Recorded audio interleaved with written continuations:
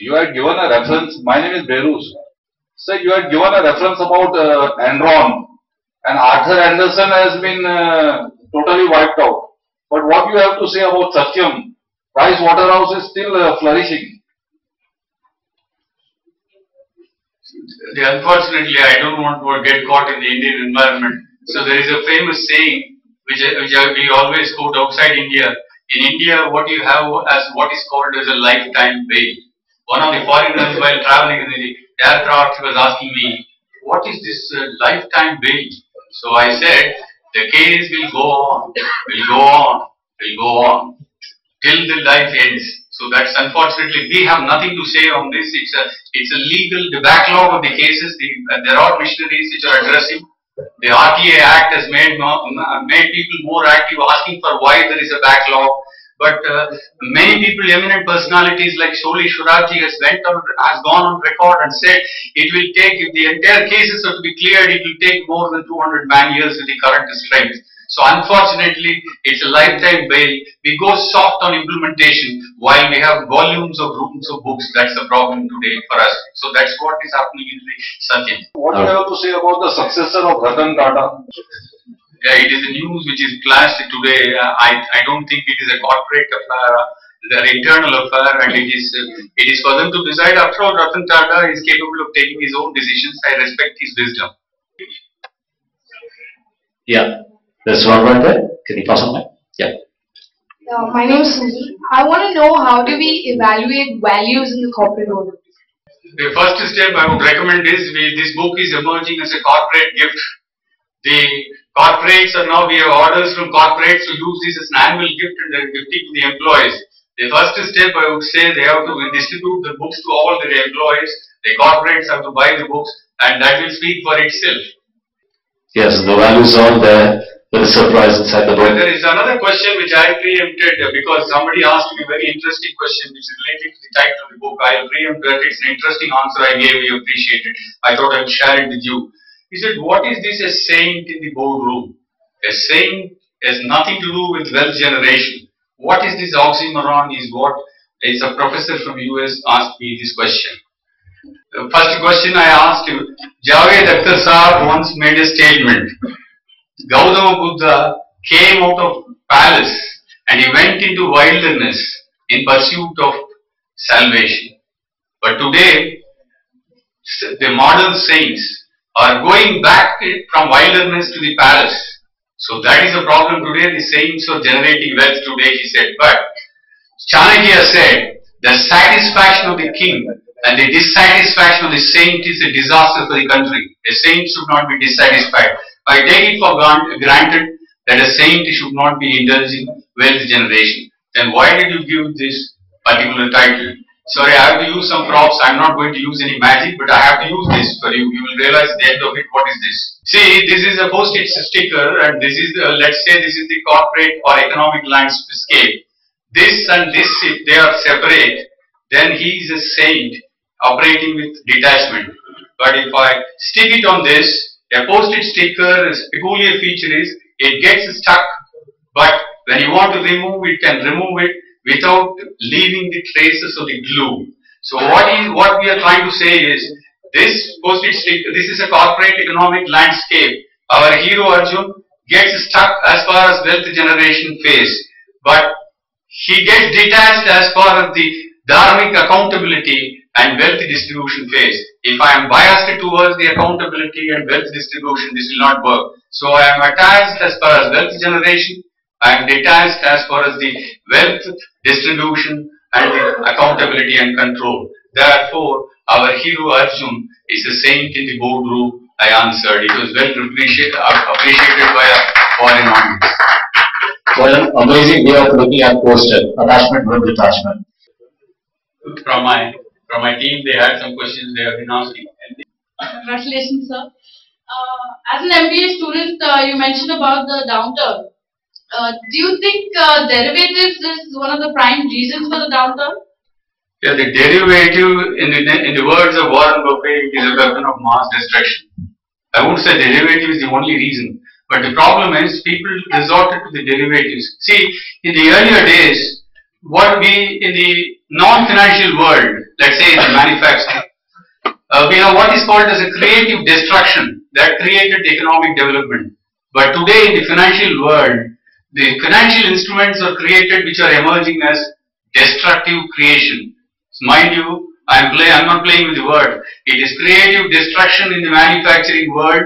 Now it is a destructive creation coming up from the financial world. This derivative has definitely created problem. But why is it due to? It is due to the greed. It is due to this kind of the valueless society. So the fundamental root cause. See, I'm sorry to say, some of them mentioned about great names here, corporate names. I'm sorry to say today, people in US with 6-digit dollar salary and who have an excellent career, who are young, who are educated from the best of the business schools and the law schools, are being convicted. I don't want to name the name, are being convicted for insider trading. But the problem is why? They have money, but still why they indulge in it? It is because of the so-called peer rivalry. My neighbor has done something, I want to do this. In the peer rivalry game, they play the game with a dollar sign emerging as a score. This is the problem. Life is a marathon and it is not a 100-meter race. So therefore, people are trying to make money as fast as possible. So fundamentally, we have to infuse character into the societal DNA. That's all will help. Alright, so the next question. One more question which I raised because this may arise. Somebody asked me a question. This is not something similar to a monk who sold his Ferrari by Robin Sharma, one of the great electrifying speakers that we have come across from the US. One of them asked, I answered, the answer is for you. In Monk who sold his Ferrari, he was a criminal lawyer. He took up the ladder of the legal profession and climbed up and reached the top. Suddenly on reaching the top, he observed that what am I chasing for? What am I searching? He was feeling that he was not achieving anything. So therefore, he went to Himalayas and he seeks the blessings and guidance from the sages of Himalayas. Then the discussions go on spiritualism, yoga, meditation and balanced life. Out of balanced life, from out of balanced life, he comes back to the balanced life. Whereas in our case, our hero has reached the top, but he fell down from the top. He does not know whether he can take the ladder again or whether he can take a ladder with full of values. Can he win with values? These are the questions that were in the minds of Arjuna, our hero. So the interesting discussions take place on leadership, real life corporate events, values, governance, and ego and positive thinking and so on. Both are a kind of baptism, but one is a different one, the other is a different. The monk is trying to shed. Our saint hero Arjun wants to regain. In short, the monk sells his Ferrari and our hero, he buys back his Bentley. But please add the rider with all 100% check payment and with all legal duties. So therefore, the difference between the two is quite significant. Thank you. Alright, any more questions? If somebody's got a question in mind, this is the best time. Thank you. Alright, silent and listen are two words. If you rearrange them, you'll find the same word. Listen and silent. We were all listening and we were all silent. That is the mark of a great speaker. Big round of applause for him.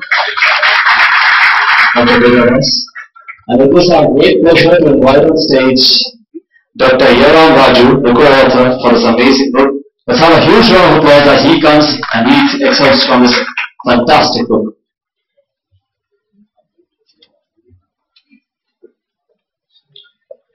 Respected Kabir Bedi, respected Bhatia, respected guests of the day and guests of honor, my job has been made very easy by my co-author. He has almost read the entire book for you and he made the presentation. And therefore, I am not going to read the book again for you or even excerpts because many excerpts have been read by him. all I would like to say is, how did we go about this book? It's a very interesting story. Accepting knowing Dr. Durgadoss as Mr. Durgadoss, when I was asked to evaluate his thesis on corporate governance from Mumbai University, it is Professor Elangovan who brought us together. And thereafter, the journey of friendship continued. We did not see each other until the first draft was over. After the first draft was over, we met in Sharjah. That was the first time both of us met. I don't think there is any book written by two authors where the authors did not meet until the first draft was over. I think this will stand unique in that respect. Then he has also mentioned to you some of the ingenuity of the accountants while giving the clues for successful, within quotes, successful governance. I am reminded of one small story. You know, one of the top executives who lost his father prepared a golden box to carry the coffin. And then it was mentioned the cost was around 10 lakhs. And the accountant was asked where to put this expenditure. Because my auditors are taking a lot of objection to putting this expenditure. Where can I put it? He said, very simple, packing and forwarding charges. And that is what the accountants are doing today. And we thought that this book should open up the minds of the people into virtuous thinking. And when we wrote about values, today you hear people telling, in your days values are different, sir. In our days values are different. Your values are different from ours. I can tell you values are universal in character. They are not like your Sensex graph moving up and down.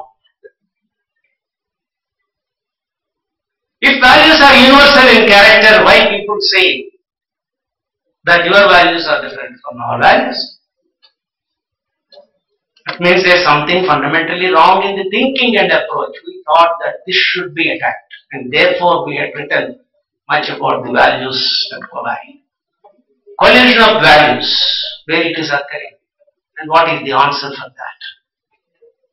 And we have, I would only mention to you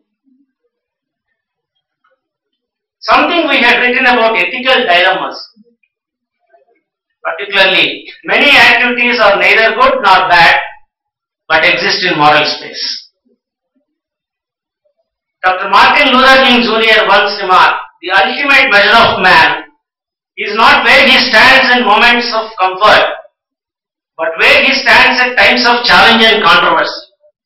A company's value system is the guiding light in its hours of darkness, confusion, and self-doubt, and when it is faced with moral dilemma, a value system builds confidence, provides peace of mind, and enhances energy and enthusiasm during trials and tribulations. We have tried to give quite a few illustrations in a number of places that will unfold answers to the daunting questions that haunt the minds of everybody who would like to, who would be at crossroads, which way to go when he pursues the lines of business. In fact, business ethics is itself an oxymoron, because people say business and ethics cannot go together, but business ethics has come into life in a similar fashion. A saying in the boardroom, if people feel it's an oxymoron, it will come into life in the same fashion